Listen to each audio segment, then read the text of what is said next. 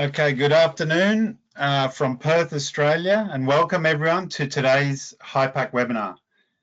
My name is Justin Stockley. I'm the Xylem Analytics Surface Water Manager for Southeast Asia and North Asia. I'll be doing a very short introduction and then handing over to our two presenters for today's webinar. So just a couple of things to bear in mind. If you do have questions as you're watching and listening to this webinar, please do type in those questions. There should be a chat box on your screen that you can see.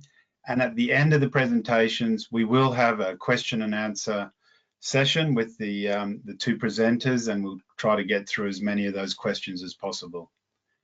The second thing to be aware of is once we've finished this webinar, you will receive an email, and that will have a link to download a recording of the webinar, and also a link to generate a PDF certificate with your name indicating your attendance at this webinar, because I know some people need that certificate.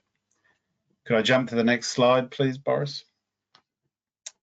So today's the webinar today is about HYPACK, obviously, and SonTek, two Xylem brands.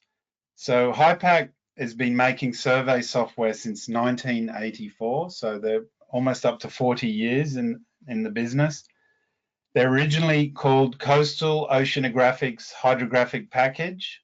They shortened that to HYPACK, thank goodness. And I'm also told the whale logo was originally drawn by one of the original programmer's daughters. So their main office is in Connecticut in the US. And then the other Xylem brand that we'll be referring to in this present webinar is SonTek, which is a derivation of sonar technology. And they've been manufacturing acoustic Doppler current profilers, ADCPs, and acoustic Doppler velocimeters, ADVs, for more than 25 years from their manufacturing facility in San Diego. Next slide.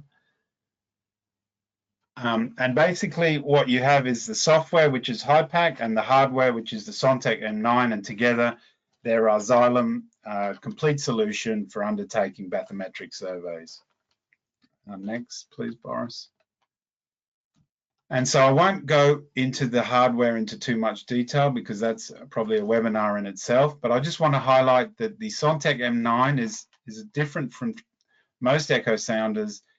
It's not just measuring depth and range to the bed, but it's also measuring the water velocity and profiling water velocity. And next slide. And so when we using the M9 to measure discharge or flow rate in rivers, we refer to that as the M9 Riversurveyor. When we do that measurement, we use a software called Riversurveyor Live, which is a SonTek developed software.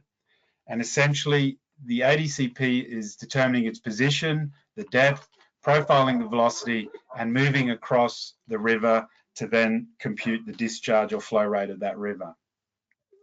And the second slide, please. And now when we're doing a bathymetric survey using the M9, so the same hardware, but we're using the HYPACK software, we refer to that as M9 HydroSurveyor. It's the same software. It's the HYPACK software, it's the same hardware, but the hardware is functioning differently depending on the different applications. And I've listed most of the differences there. I just want to highlight the ones in red. And then when we're measuring discharge using the Riversurveyor Live software, most of our pings are being dedicated for velocity measurement. When we're in HydroSurveyor mode, the hardware is dedicating more pings to depth measurement because obviously for bathymetric surveys, depth is more important. Next slide, please, Boris. And just my final thing I wanted to mention is we have a great series of videos on the SonTek website. It's 10 videos done by our senior hydrologist, Daniel Wagner. Each video is around 5 to 10 minutes long. And it takes you right through setting up a HYPACK project, the geodesy, line planning, doing the survey for an M9 using the M9 hardware. So it's a fantastic resource. And like I said, it's 10 very detailed and thorough videos. And the next slide. Okay, so now we will get to our main part of this webinar, and I'll just quickly talk about our two presenters we have today. We have with Boris Schulze, so he's our international sales manager for HYPACK. Loads of experience with multi-beam surveys, application and software, and obviously HYPACK. He's going to be doing most of the heavy lifting in today's webinar, and he's going to be highlighting the features within HYPACK that'll make help to make your SonTek survey better. After Boris, we'll have Phillip Thomas. Now, Phillip Thomas is based in Singapore, and he's the operations manager for a company called Sea and Land Technologies. Very highly qualified and certified surveyor. And Phillip's going to finish up the webinar today with some high-level thoughts around single beam surveys and some tips around planning your survey. So with that, I hope you all enjoy this webinar coming up, and I'll hand over to you, Boris. Thank you, Justin. Yeah, welcome everybody to this webinar. As Justin said, my name is Boris Schulze. I'm German. You probably hear it by now, and I will guide you through tips and tricks of HYPACK. Before I start, I would just like to show you a poll that you can fill out on the screen. Can we see the poll? If you take a minute or a few seconds rather and fill out what you see there, and whatever you see there, please just tick on what is applied to you. Are you currently using Bathymetric survey software? That's the question really for us. So we know if you're familiar with HYPACK or if you are new, we would like to know the audience. And we should see the results very soon, hopefully. We give you like 15, 20 seconds for this. There you go. So I can see half of you know HYPACK. A couple of guys are new to it. Some use other software. Oh, I didn't know there's other software. Okay. Okay, and 40% want to use the next software. Okay, let me carry on then. Okay, some background for HYPACK. Yeah, as Justin already said, HYPACK integrated the HydroSurveyor M9 and the Castaway CTD. So we worked together really hard for a long time to make that happen. HYPACK comes from the hydrographic industry. So our software does everything from survey planning in the office, then you go out, do your data collection, and come back to the office, do your post-processing, and whatever your final product is, if it's a electronic chart, if it's some DXF output, whatever, we do the final product. So no need to go to any other software. You can do everything you want to do in a survey in HYPACK. We can create contours, cross sections, calculate your volumes if you are surveying a reservoir. You can do volume changes over time and many more features. I can't show you everything because HYPACK is a very, very powerful tool. We not only do the SonTek HydroSurveyor, we have more than 400 different sensors, and you can combine them all. You can combine bathymetry, topography, LiDAR now, and you can combine this into a map and then export this map into CAD, XYZ. If you want to use another software, Google Earth, for example, is just something that a lot of people use, and I will show you later on how the exporting Google Earth works.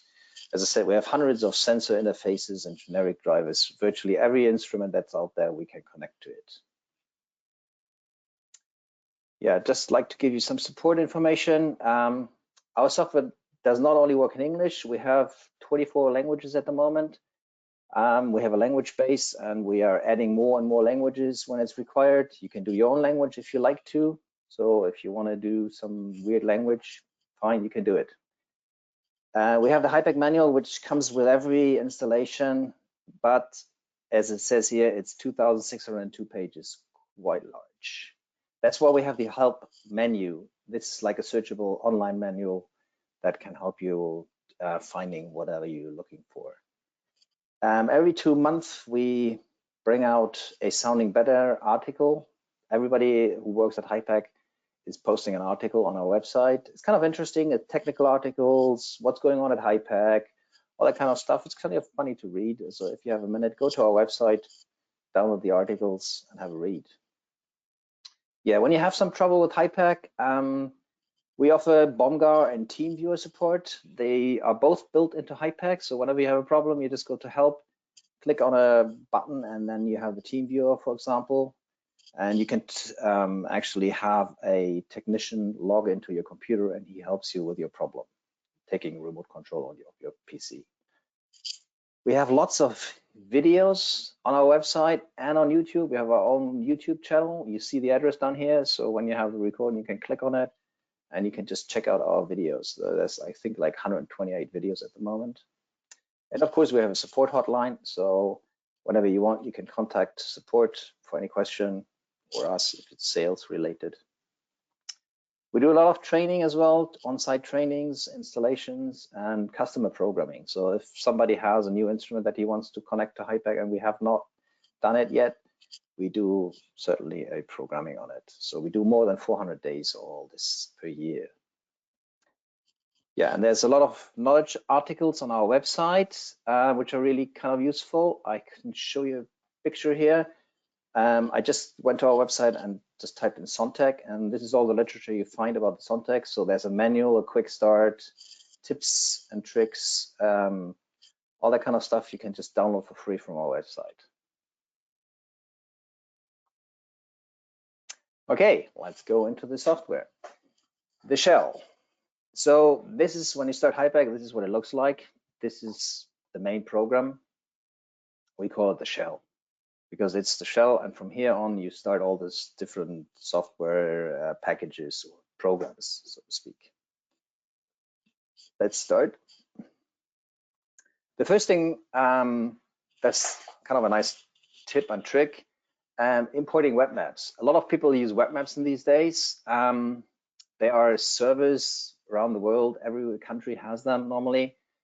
And you can download maps from the internet. So there's no need anymore to digitize a paper chart or, or download Google Earth and trying to georeference it.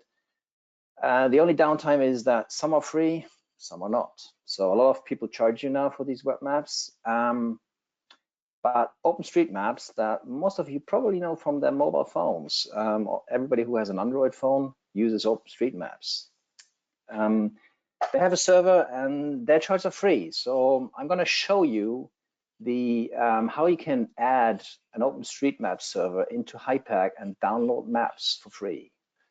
I've recorded a video because the online, if I do this right now here in real time, it's kind of hard to do it, to download charts and talk to you guys. So I'll just record the video that I'm going to show you and I will speak to it.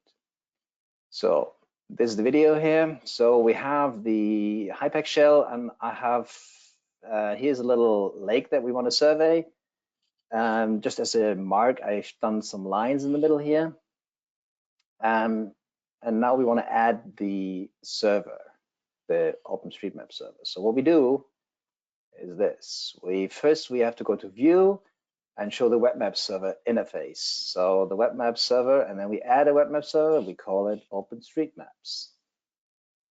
We have to give it a service type, which is the TMS. So OpenStreetMap, there's different servers out there. I don't want to be too technical, but they all work in a different way. OpenStreetMap is a tile map service, so a TMS server. So you have to enter the server type, and then you have to enter a URL, which is OpenStreetMap, and then you can do a test connection.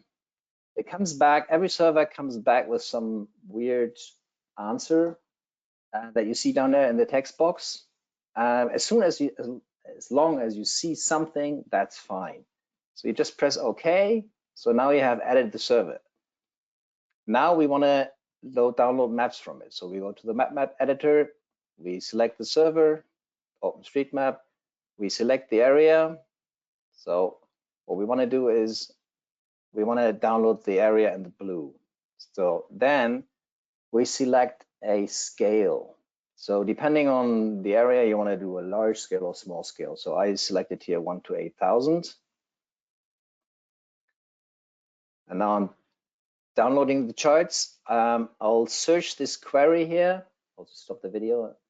So we can repeat that search if we want to later on.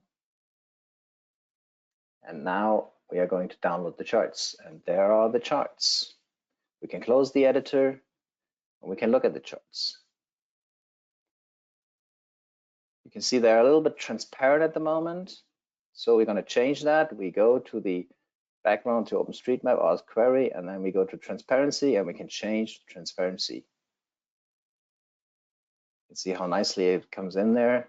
See, they're now less transparent, more. So you can play around with it, make it match, and you see it fits nicely to our survey area.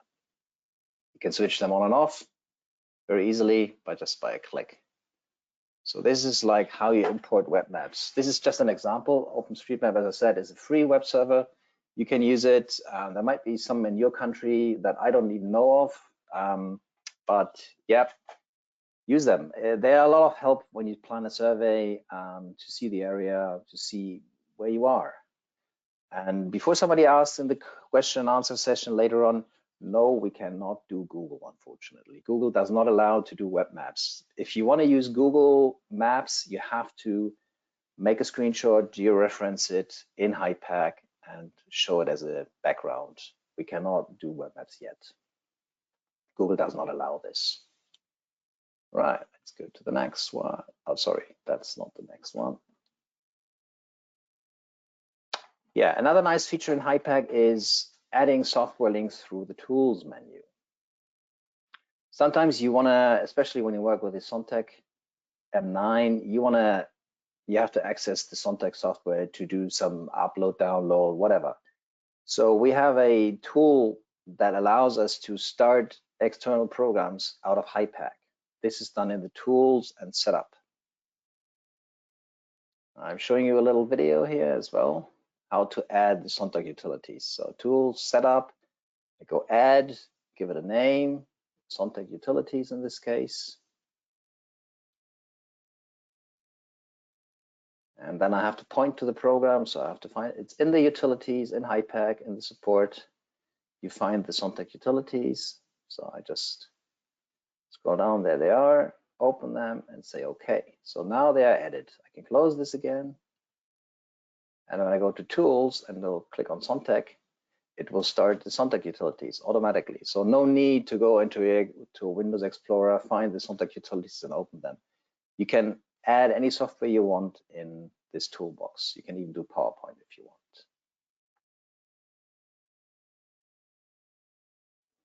Yeah, this is the SonTek Utilities program. Most of you probably know this already. If not, you can watch the webinar from Daniel. The SonTek Utilities, why is it in HYPACK? Why is it important? Very simple reason. When you use the Son Tek M9, you have to do a compass calibration before you can use it. So every time you go out there and survey a lake or whatever, you can do the compass calibration out of HYPACK. Open up the utilities, click on compass calibration, and then follow the instruction on the compass calibration. So you can calibrate the compass.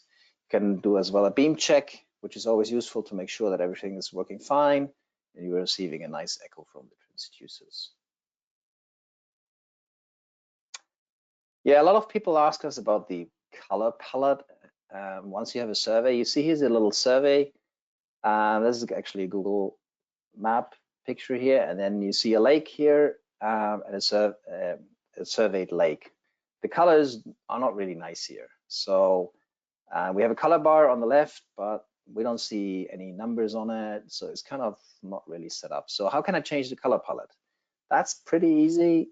I'm going to show you in a video. So first you show the text. So that gives me here text, and that's in meters. And then I can set a band. So I set a minimum of 0 meters and a maximum. That's my maximum water depth. And I set an increment. For every color, I set an increment. So I said, okay. And now I have a color bar. My color bar here at the left side shows me all the colors and the range of the colors. When I press the apply, it will apply this immediately to my data that's visible in the map view. So you can see it changes. It's not quite there yet. So 25 was maybe a little bit too much. So I'm going to 10 and I change the increment to 20 centimeters. When I press apply again, this is a much nicer view now. And I can see more features in the lake. You see this blue spot in the middle of the lake. There seems to be something there. So that's how you can change the color palette very quickly and very easy. Oops, sorry. Okay, next one, preparation. Before you can go out for a survey, you need to prepare yourself, of course. Most people, you'll know this already. You need to set up the hardware, you need to set up geodesy, you need to get ready for the survey. You can do this in the office already on your computer. So most of the things you want to do it in the office, don't do it on the boat. It's rocking and rolling and you lose time on the boat. So do it in the office the day before. I'm going to show you some tips and tricks. I can't go through everything. As I said earlier on, this is more like tips and tricks related here. The general basic operation of HYPACK is covered in lots of videos and webinars. So I'm just concentrating on some extra things that most people may not know or always ask themselves, how does it work? Okay, let's go and start. When you set up the hardware in HYPACK, you have to set up the Son Tek M9, of course. When you set it up, this is the hardware pop-up. You can actually test the M9 right out of the hardware. Once you do the hardware connection to the M9, you can go to the options, and then there's the SonTek utilities. And if you click on this one, it opens up the SonTek utilities, and you can go right in there, make a connection to the HydroSurveyor, and check if it is working fine for you. So that's something a lot of people don't know. They always go out of the hardware, set up the hardware, close the hardware, go into the utilities, a lot of steps. So this one is a lot easier. If you just right click from the hardware, when you set it up, click on SonTek and check if the instrument really works for you.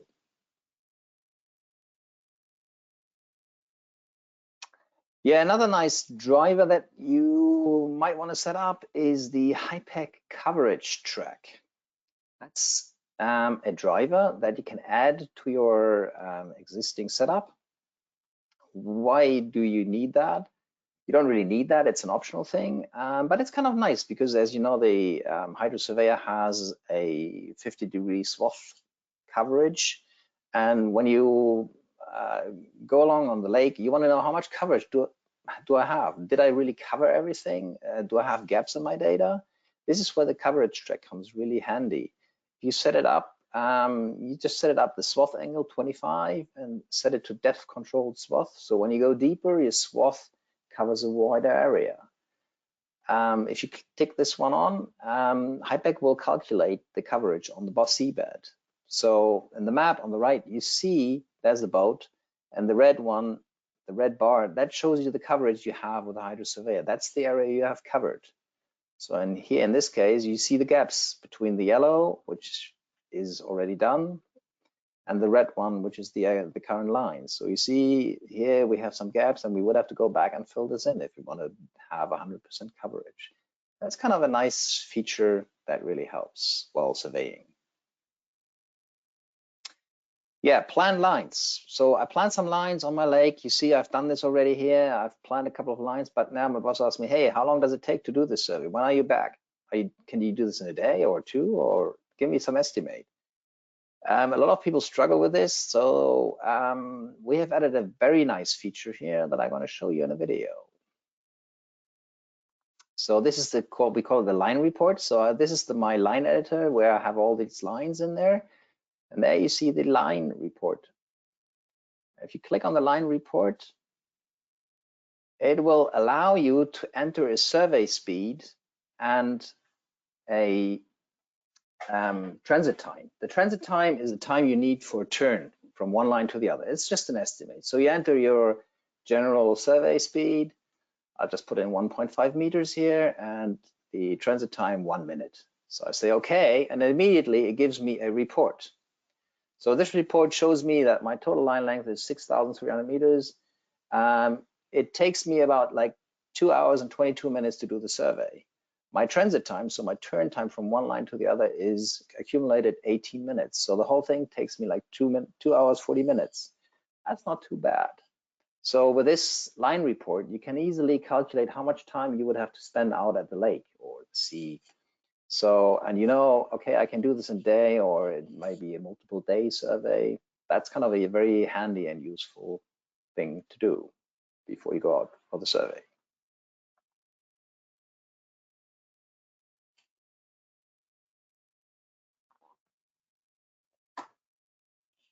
Okay, that brings me already into the survey. We've done the preparation, we're ready to survey. So let's look at the survey screen. Not a lot of people know about this, but we have a log sheet. Usually when people go out and do a survey, they log whatever happens on the boat. So they note down the start time of the line, the end time of the line name, the line azimuth, all that kind of stuff. So there's a lot of writing involved. To make that easier for you, we have a survey log sheet creator. This one can be started automatically with the survey. So every time you start your survey, it starts automatically with it. And the nice thing, it fills in most of your data for you.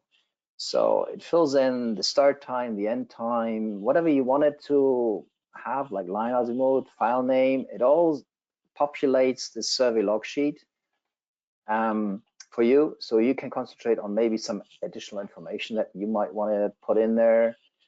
That is a very nice feature, and at the end you just export it as a PDF and you can print it. So it comes with your data and gives your later on, maybe a year later, you look at the data, what the hell was going on there?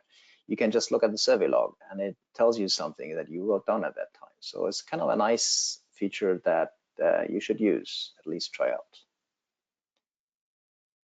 Yeah, this is during a survey, the typical layout of the survey screen. You see the map with a boat, you see a planned line there in red, and then you see the pictures of the M9. So this is how the M9 survey actually looks like. You see the 5 yellow dots, that's the transducers. The number inside shows you the transducer number and the depth. Let's look at these displays in more detail. So you see a depth display, you see the 5 beams that we are using, and you see the 5 lines are the profile of the bottom here over time. On the right side, you see the bottom track. You can switch between using the bottom track of the M9 or using your GPS. Both is possible in HYPACK. You just have to click it, activate it, and start recording again. Another nice one is you can watch the velocity. You see there's the bottom one shows the velocity. While you're surveying, it shows you the depth profile and the velocity at the same time. Yeah, when you want to use bottom track for positioning, that is possible. A lot of questions from our users come to this. Yes, you can use it. You just activate it by clicking on use bottom track, but remember you have to start a new line when you do this, because we cannot combine bottom tracking and GPS. That is not possible for technical reasons.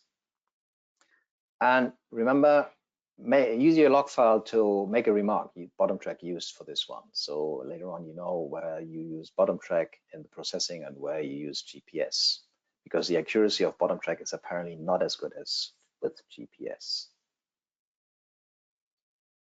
Yeah, we have another new nice feature in HYPACK. That's the HYPACK Playback. So once you're back in the office, you may want to show your survey to your colleagues or your boss. You simply can replay your survey in the main shell. You just click on the playback button and then you just playback, choose the file that you want to play back or the log file, and that plays back all the files that you have recorded and shows you this ship moving on the screen. Yeah, that brings me to the last one. That's the processing. Processing, now we have recorded our data and we want to process this data and make a nice use of it. So let's have a look what kind of tips we have here. That's the data flow, the general data flow. So once you record your data, either by running HYPACK or just the HydroSurveyor data, which is a different file format, it's called the YDFF. And they all go into the single beam editor. This is a standard program in HYPACK, and you can edit your data. And from there on, you clean your data, you apply ties, or whatever you want to do with the data. Once it's edited, you can make a model out of it. That's what we call the TIM model. Or you can plot it, or you can calculate volumes, or do cross sections, or you can go straight into an export. Or you go further on and do contours, volumes, or 3D models. I'm going to show you this. Data processing. So in general, there's two workflows to process your data. When you collected your data in HYPACK, the data is called raw. So this data goes straight into the single beam editor. You edit the data, and then you put it into final products, which is a modeling or volume calculation or whatever it is. Simultaneously, we collect the SonTek raw data file, which is called the YDFF. The YDFF cannot be read by HYPACK directly. You have to convert them before you can use them. So in HYPACK, we have a data converter that converts the YDFF into raw, and then you can put them into the single beam editor and final product as well. Why do we do this? The YDFF files are kind of useful if you want to look at flows and you want to look at discharge and that kind of stuff. So that's why we simultaneously collect them. And if you have some old data, YDFF data, you can always reprocess them using HYPACK. That's another nice thing. Yeah, so if you want to use the YDFF data, you use the side scan data reformatter. You just click on the program. It's included in the in HYPACK, and you can just open your YDFF files, click on convert, and it converts them into HYPACK file format. So pretty easy to do.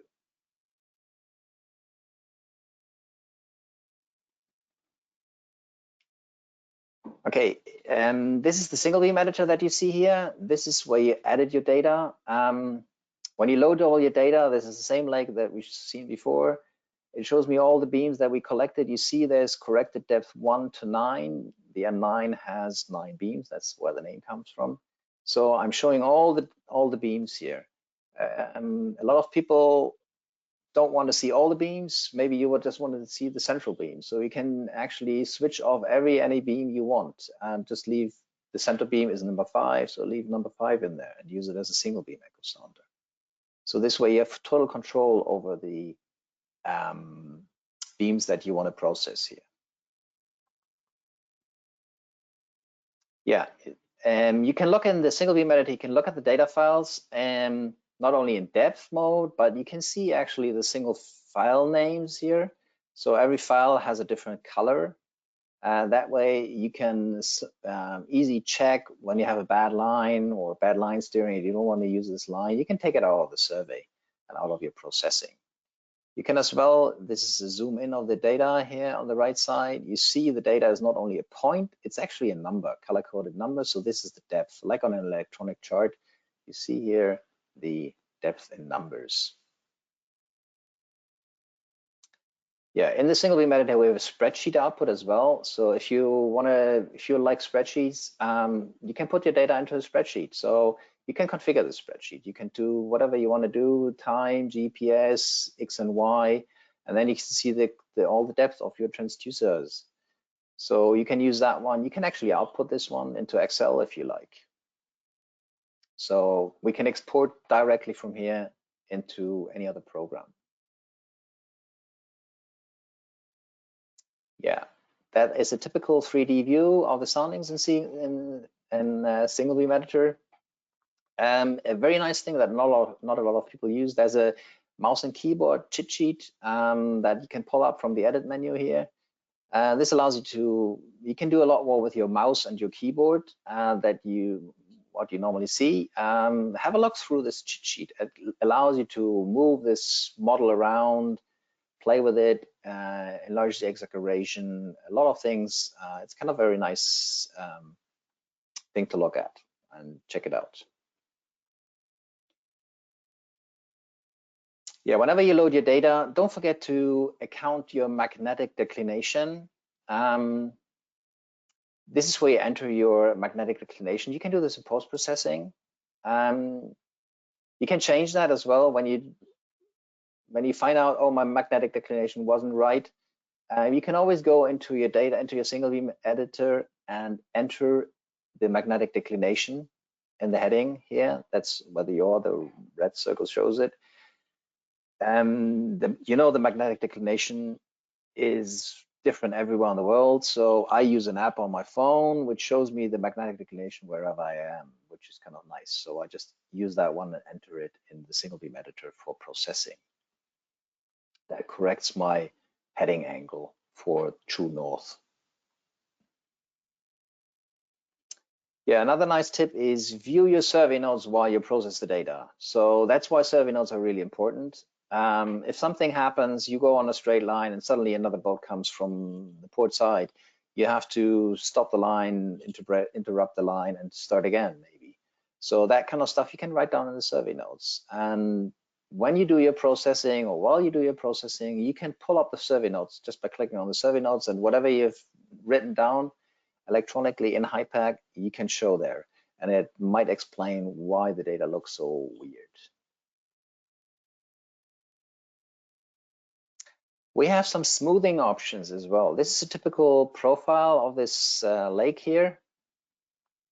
And you can see there's some wiggle on the bottom here. Every time you see waves, that is a heave movement, and that might influence your sounding. So you can actually, if you don't have a heave sensor, you can actually filter this out. This is why we have the smoothing options. And I'm going to smooth this file here, this profile here. And you see how smooth it is now. So we got rid of a lot of heave artifacts in this data just by simply smoothing this.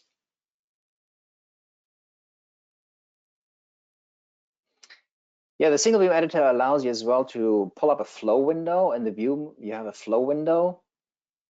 So at the same time you're editing your bathymetry data, you can actually look at the flow. You see the flow in here. This is cross profiles through a canal, and you can see the flow. You can set the vector length, you can set the vector width, you can average it over how many samples you want, and you have different averaging methods here. So this is kind of a useful tool if you are mapping a canal or a reservoir and you want to know where's the water intake.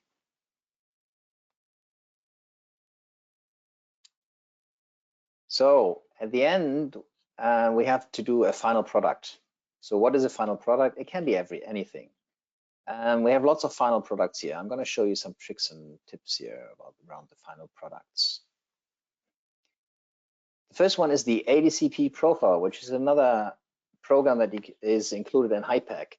That's why the YDFF files are really important, and that's why we collect them. So you can always load the YDFF file into the ADCP profile software. So this shows you an ADCP profile of your area, and you can nicely see here the flow and the different magnitude here. So it's kind of a nice edit function. We cannot calculate discharge though, unfortunately. Work on this one, and maybe in the future we will see that. But back to bathymetry. Your bathymetry data needs to be gridded. It needs to be put into a digital terrain model. We call this TIN, triangular irregular network. So once you finish your editing of your data, you can go straight into the TIN program, which puts it into a model, nothing else. So you see on the left side, this is a two-dimensional model of an area, and you can cut sections and profiles through it. So you see profiles, and you can export this, of course. You can do volume calculations in there. You can do 3D models as well. So I'm going to show you some more. This is a 3D model that I've done yesterday of a harbor in the US. I just simply did a river surveyor survey, calculated a model, and used the GeoTIFF to overlay it, and exported it to Google Earth. The picture on the bottom right shows you Google Earth. So I just downloaded this one to Google Earth, and I can send that to my colleagues if I want to. It's a KNZ file that you can send to everybody, and he can look at the data. It's kind of nice. Yeah, you can export contours as well. So HYPACK allows you to specify contours. If you're not interested in pretty pictures, but you're more interested in contours, that's no problem. We can export the contours as DXF. So there's a export DXF contour dialog in HYPACK. You can highlight and isolate in contours as well. So if you're interested in a special contour, you can mark that one with a different color, make it thicker. So it exports in a specific contour for you into a DXF file. We have a web export, which is kind of a nice thing. If you want to show your data to your customers, you don't want to give them the whole data set maybe, or they don't have HYPACK. So we can export a HTML file that you can send to your customer, and he can just open it up with his browser and look at the data and turn it and tilt it. I've made a video of it, and I'm going to show you the video. So I'm exporting the data into the web. I just choose a folder where I put this. So I'm exporting it now. I'm trying to open up a browser, sorry, a Windows Explorer.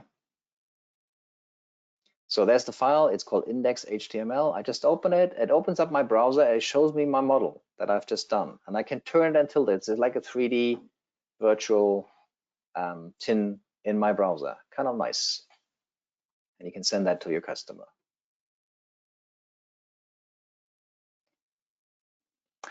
The tin program allows you to calculate volumes as well, especially for people that work in reservoirs. They want to know how much water is in my reservoir. So they do a bathymetric survey, and afterwards, okay, now I have my model. I need to know how much water will be in this reservoir.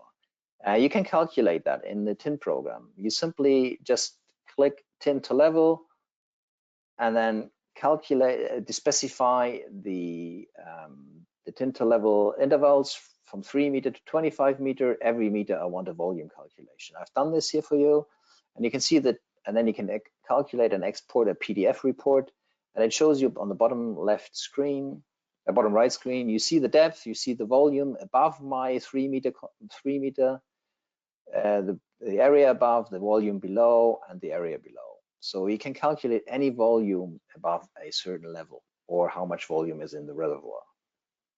It's a very nice feature, especially for people that want to know how much water is in a reservoir, or how much water it can hold. And especially when over time the sedimentation rate in a reservoir might be larger, and you want to know how much water capacity I'm losing here. Okay, I want to quickly show you some water quality data, processing water quality data. But before we do this, I want to know how much people are really interested in that. So we've made a little poll here for you. Are you interested in water quality processing and visualization in HYPACK? If you can answer this one for me, we can look at it, the result in a few seconds. That's kind of interesting, because we always ask the users, where should we go? What should we put in HYPACK? That's always a big discussion at the end of the year. What do we do next year? So we always like to ask our users, what do you want to see? So if many of you click now, yes, we might do a water quality processing in HYPACK. So let's see. 97% want to say yes. So you're on my side, guys. I like you already. So yeah, so that's very good. I love that. So I'm going to show you what we can do today. So this one is some data. I'm not a hydrologist at all. I'm a geophysicist, so I'm struggling here maybe with the words. This is a dissolved oxygen map. Shows you the oxygen content in the water. That was mapped, I think, with an EXO, with the Xylem EXO sensor. So you can import that data into HYPACK very easily. You can actually import any XYZ data into HYPACK, no matter what it is. We don't care, as long as it has a position and Z is a value for us. We can display that value. That's the beauty of it. So you can overlay your bathymetry with any environmental sensor that you have.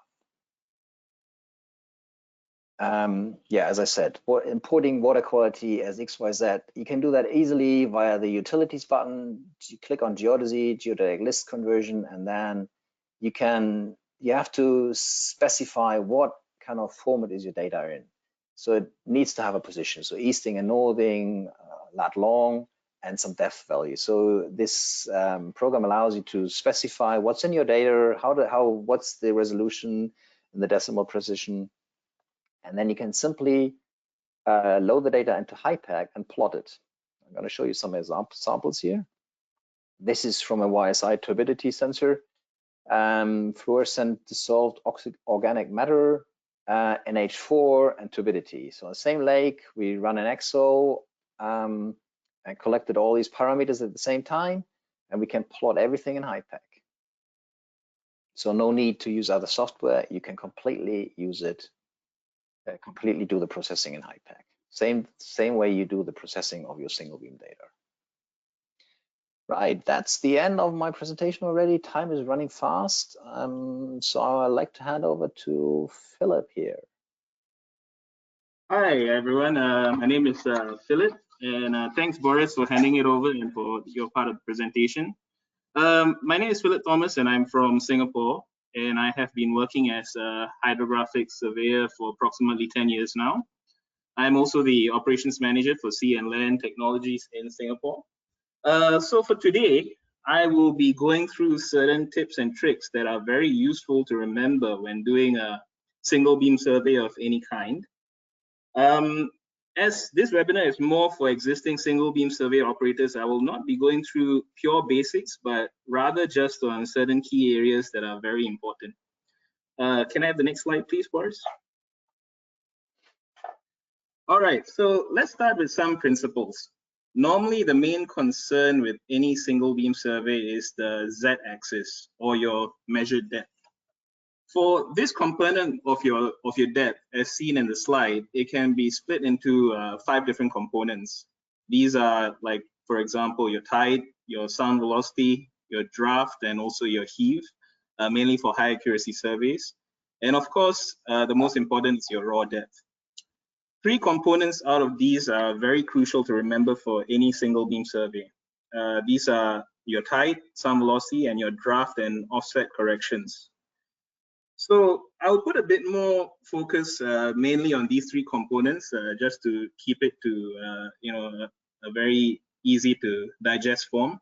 So for tide, it is very important that during your single beam survey, any external influence that increases or decreases your water level substantially will be considered as a tide correction. A lot of people get this a bit confused because they think that, okay, if I don't have tide in a lake, for example, I don't need to apply it, but that's not really correct. Sometimes you have influences such as water drainage, that may happen because of man-made reasons. You might have tidal barrages that are open and letting water in and out. So all these usually applied as tide corrections in your software. So it's very important to remember these. Another thing to remember is that for your draft corrections, which is the next thing I'm going to go through, a lot of surveyors always make an error when they are recording their draft in their HYPACK software or other single beam software. It's usually it's because of signage or because of the orientation errors, and it's a very slight error, but at the end of your survey it can lead to very big results that are wrong. So it should be always double checked and cross verified before any survey is done, and also after it's finished. The third of the components to look into is your sound velocity corrections. The sound velocity part is very crucial for correcting for error in different water bodies, because you got freshwater and saltwater, and in certain estuaries you got a mix of both. Sound velocity errors can very much lead to sometimes a few centimeters of error, and also in some very bad cases it can be a few meters. So it is always good to pay attention to this during surveys, and I will explain more on the different methods to do so in the next slide. Can I have the next slide, Boris? Okay, so in single beam surveys, there are usually 2 methods to correct for sound velocity. The first method is to use bar checks. Bar checks usually help to calibrate analog echo sounders, and on HYPACK you also have a virtual bar check utility to correct for raw depth from echo sounders. There are a few different advantages and disadvantages to using bar checks. Firstly, is that it's a simple system and useful when working with analog echo sounders or when you don't have a sound velocity sensor. Disadvantage, of course, is that it's labor and time consuming, and it can be a concern for safety, and the accuracy can depend on a lot of different factors, like, for example, the kind of chain, the kind of rope that they're using, also the movement of the boat as you're doing the bar check, or even current. So if you watch the video that's being shown, it shows a bar check being done at the side of the boat. As you can see, it's not a very safe operation because you got a guy at the side and he needs to know how to keep his balance. He also has to know how to deploy the bar check plate properly so that it goes below the echo sounder. On the inside of the boat, you have the surveyor who will be checking the corresponding values with the physical markings that have already been marked out on the bar check plate and the bar check rope. All right, can I have the next slide, please? All right, the next product that I would like to go through is your sound velocity sensors and your CTDs. These are usually a lot more easier to use and they're a lot more accurate when you're trying to record your sound velocity. For sound velocity sensors, you can get the raw soundings for each profile of depth. So like, for example, you start at your 1 meter all the way down to the bottom of the seabed, and you can easily apply this to your HYPACK software using the sound velocity utility that it has inside. For the castaway CTD, it's a very simple device from SonTek that you can just throw into the water with a rope, or you can even use a fishing rope as can be seen in the photo. And similarly, you can just get the information that you need and apply it to HYPACK straight away. All right, can I have the next slide, please? All right, now that we have covered the crucial depth components to pay attention to, let's just look into another aspect of single beam surveying that you need to be aware and also be careful about, which is shoreline planning and also planning your vessel type. So when doing your line planning, when you're doing for shorelines, it is always important to plan lines that are perpendicular to the shoreline. This helps to make sure that the contours will properly cover the topography around the shoreline. And in some cases, it is very difficult to do perpendicular lines due to shallow shores and also for very narrow passages. So in those cases, it's also important to take note of your vessel type. One example of trying to change a vessel type, instead of using a big boat for these areas to cover the shoreline, you could use a small to medium size USV. Could I have the next slide, please?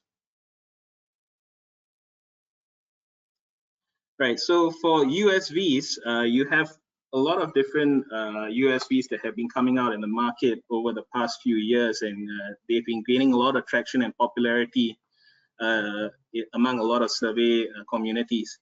All right, there are many advantages to USVs. One is that it's safe and easy to deploy with one person during the survey. And as said earlier, you can have full shore coverage because of the shallow draft. And you can also keep very straight lines on your grid of, for your survey. There are a few disadvantages, of course. One of them is battery life. This has been improving steadily over the years, but of course, there's still a lot more that can be demanded out of it.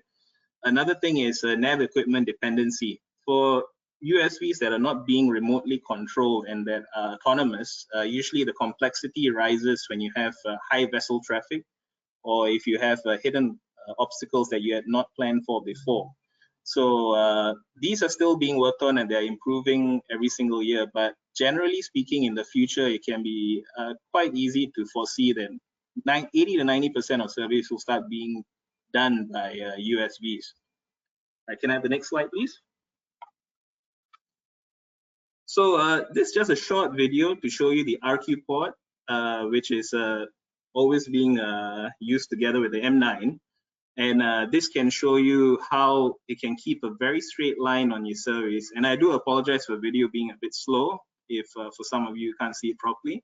But just to take note, just watch how it's able to keep a very straight line and also keep to the line planning that has been put on the screen.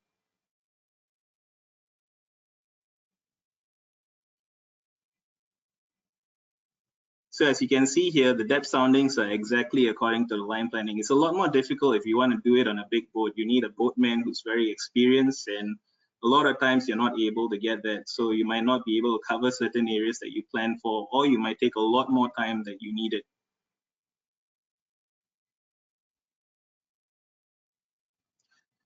All right, so the next slide that I like to go through is mainly for tips on getting a good single beam survey done, and it's just a summary of a lot of other points that I'd like to make before I end my part. There are 2 points here. One is to get your dimension errors resolved, and the other is to ensure you plan your survey well. So for the first point, what I mean is that you should always make sure that all errors in your X, Y, and Z are known, and that effort has been made to correct them to the most accurate level. So an example of this is in the X and Y axis. You got to check what kind of GNSS system you're using, whether you're using GPS or GLONASS or Baidu, and make sure that it's on a high differential setting, or you're using an RTK system if possible. In some cases, if you do not have both, then you can use land-based corrections or satellite-based corrections. Another part which I covered earlier, like I said, is the Z-axis. Make sure that your SV profiles are done, your type corrections are applied. If you need heave, make sure that your heave is applied correct with a high precision or accuracy IMU or motion sensor. So these will contribute very much to a lot of the survey areas that you see. So it's very important to remember these. The second point I would like to make is to ensure you plan your survey well.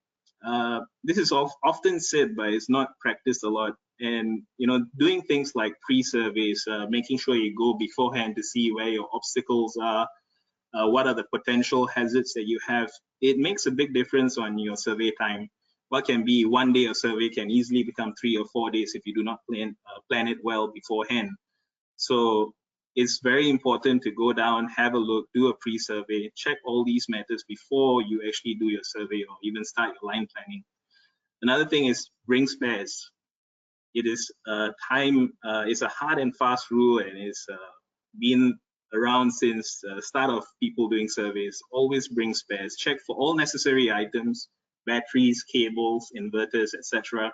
Because I've had situations where we have surveys done in jungles, we've done surveys in the middle of mountains, and it might take 2 or 3 days to get to your survey area, and you don't want to abort the survey simply because you didn't bring a data cable, right? So it's important to check your spares, make sure you have 2 or 3 of each item if you can.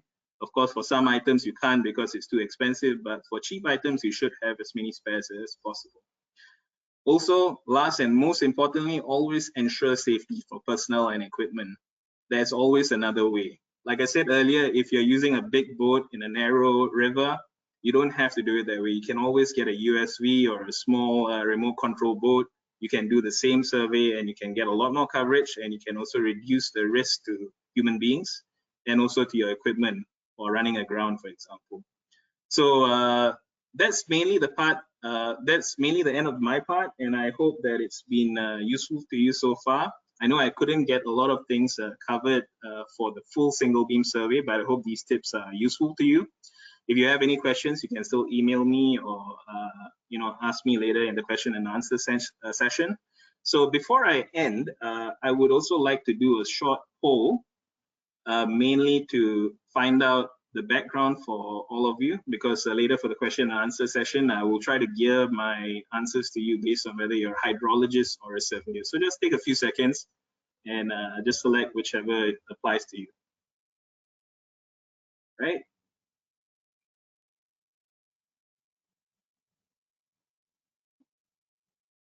So I hope all of you are done. And can we have the results for that? Oh, okay, that's a good mix. And I see that more than half of you are not a hydrologist or a surveyor. So, okay, it still should be fairly useful for all of you. So thank you very much. That's the end of my part. I'll hand it over to Justin to continue.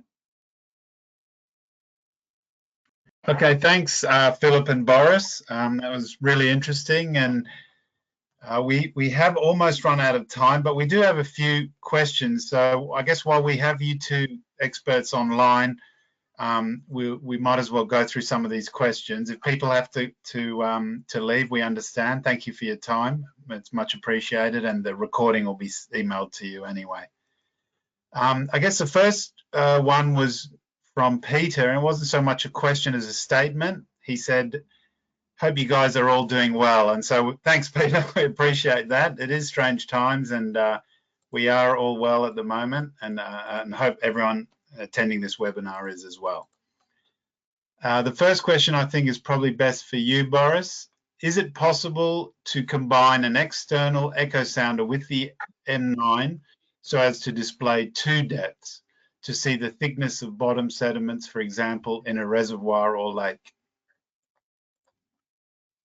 Yeah, that's an easy question. Yeah, you can. Well, you can connect an external echo sounder to HYPACK, not to the M9, but directly into the HYPACK computer. So you can have as many echo sounders as you want. If you have 20 of them, that's fine. If you want to measure the thickness of the sediment, I recommend, though, maybe not using an echo sounder, but rather a sub-bottom profiler that brings you deeper into the sediment thickness. But yeah, you can run lots of equipment on the same time. That's no problem. That's the beauty of HYPACK. You can, I know people that run a echo sounder, multi-beam, side scan sonar, a magnetometer, and sub-bottom profiler at the same time, and collect everything in one software, which is called HYPACK. Okay, great. Thanks, Boris. Then we have a question. It's about the processing. Is the smoothing function a requirement? What criteria do we refer to decide whether or not to use the smoothing function? I think that question is for me. Yes. I usually don't like smoothing. Smoothing makes your data look better. Of course, it depends on what kind of equipment are you using. If you are on a lake and you don't have really a lot of waves and your boat is pretty stable, not moving up and down a lot, you don't have to smooth your data.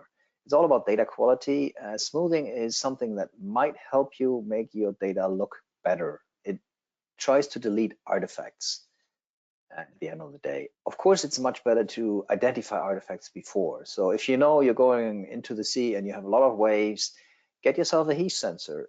You can connect that into HYPACK, and it takes the heave measurement and corrects the soundings for the heave. So that will be the better way. But yeah, it's an additional possibility to smooth your data and make. If you make a model, it's always smooth. It's always about the smoothing. So that's what this does. It's smoothing a profile based.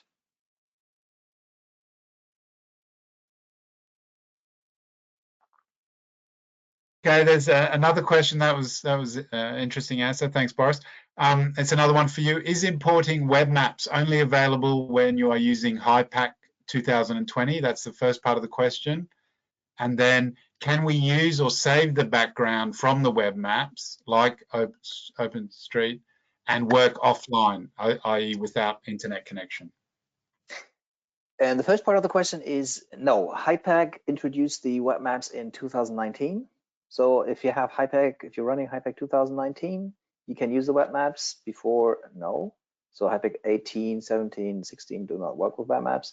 So you have to have HYPACK 2019 or 20.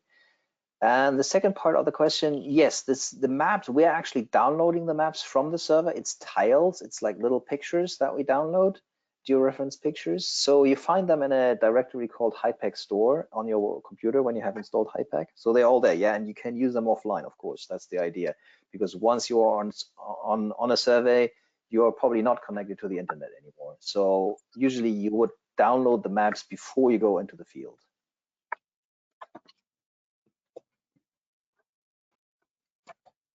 Okay, there's a question here about the any recommended boat speed for accurate survey. What's your thoughts on that one, Boris? Or even Phillip? I think it's you shouldn't. It depends on the resolution that you want. I mean, the echo sounder that you have can only ping with a certain frequency. So let's say it pings with 10 hertz, depending on the depth, of course. You want to make sure that you have a lot of soundings at the seabed, so you shouldn't go really fast. So I wouldn't recommend going more than 5 knots, really. And it depends on the area. If it's a small lake, you can't go 5 knots because then you zip zap across the small lake. So you want to go anything between 1.5 and 5 knots. Depends sometimes on the wind as well, and some currents. They might take you away, so you have to go a little bit faster to stay on the line. But yeah, anything between 1 and 5 knots. Okay, there's a SonTek question here, which I could probably answer. What's the best river surveyor upgrade to HydroSurveyor if you are interested in cross sections of rivers? And the answer there is you do not need HYPACK or HydroSurveyor. You could do the cross sections within the RiverSurveyor Live software, and you're able to export that, the XY, the lat long, and the depths, and develop your cross sections from that way. HYPACK's obviously a lot more complete in terms of setting things up, but if you're only after cross sections, I'm not sure I would recommend going down the HydroSurveyor path. And there's a few other questions. I think that's about all the questions I can see at the moment. So Boris or Phillip, do you want to, any last words to end it on? I think you guys have done really well, and we've taken up our time. So let's wrap this up. If you guys want to say any last words. Well, I just want to thank everybody for joining this webinar. I think it's kind of useful to do these webinars because people can, we record it so people can look at it later. So I hope you enjoyed it as much as I did. Well, yeah, see you next time, I would say. Yeah, thank you from me as well. I know that it was quite short on my part, but I hope that it's been useful, and do let us know if you have any questions as well. Thank you very much.